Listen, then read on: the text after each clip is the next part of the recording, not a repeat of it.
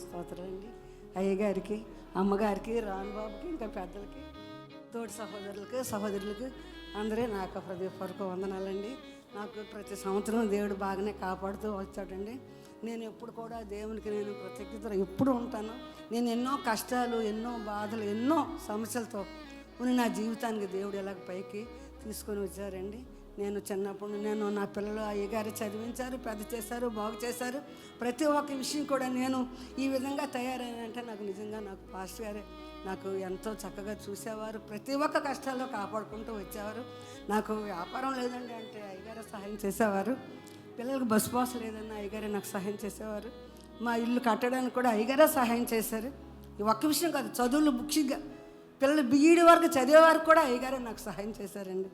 నిజంగా నేను దేవుడి పట్ల ఎంతగానో నేను అయ్యగారికి కృతజ్ఞతలు నేను ఉన్నాను. నిజంగాను నాకు పాస్ గారు అంటే నాకు ఎంతో నమ్మకం.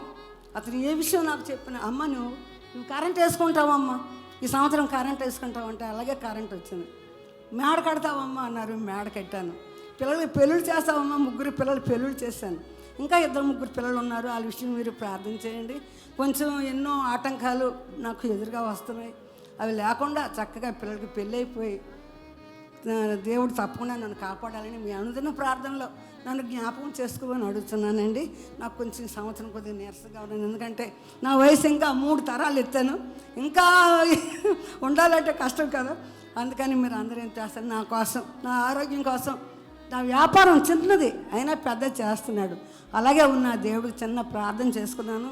నాకు పాప న్యూ బీఈడి పాస్ అయిందండి.